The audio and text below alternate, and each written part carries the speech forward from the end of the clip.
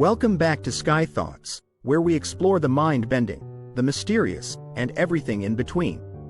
Today, we're diving into a topic that's as old as time itself but still leaves us all wondering. Are soulmates real? And what about those powerful connections we sometimes feel with people we've just met? Could it all be in our genes?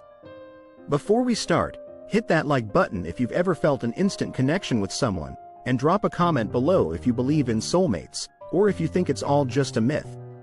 Now, let's get into it. Alright, let's talk about soulmates. We've all heard the stories.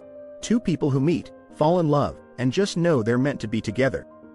It sounds like something out of a fairy tale, right? But what if I told you there might be some science behind it?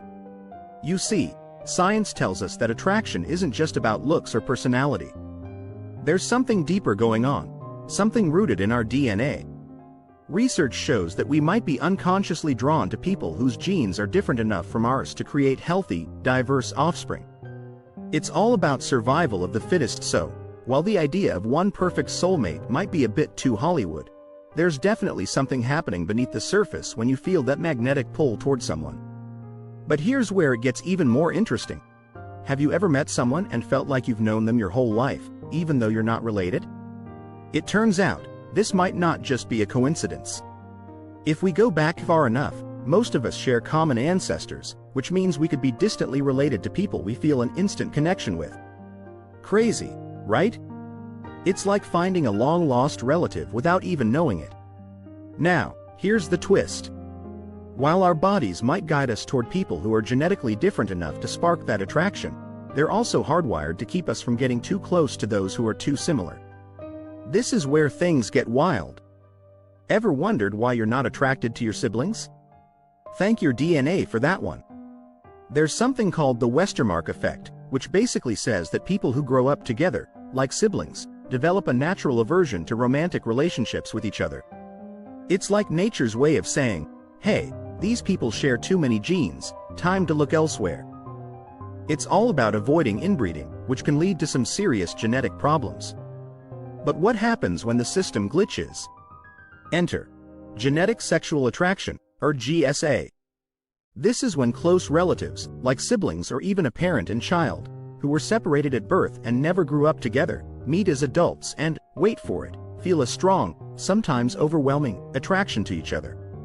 Yup, you heard that right.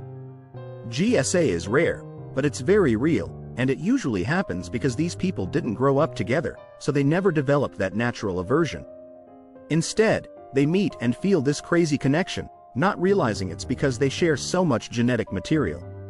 Imagine meeting someone who looks like you, acts like you, even thinks like you. The connection can be intense, and sometimes, it gets misinterpreted as romantic attraction. But before you freak out, remember, this is rare, and it's not as simple as it sounds. Most people who experience GSA are conflicted and confused, because let's face it, society has some pretty strong rules against relationships with close relatives, for good reason. The legal and ethical implications are huge, and the emotional toll can be devastating. So, what does all this mean? Are soulmates real?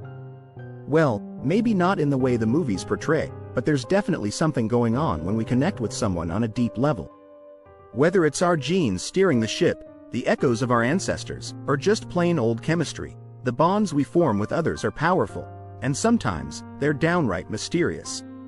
If this video blew your mind, make sure you smash that like button, subscribe, and hit the bell so you never miss an upload.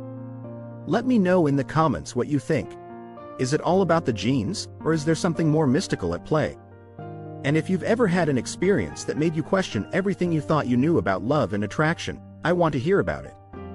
Thanks for watching, and I'll see you in the next video, where we'll keep unraveling the mysteries of the mind and the heart.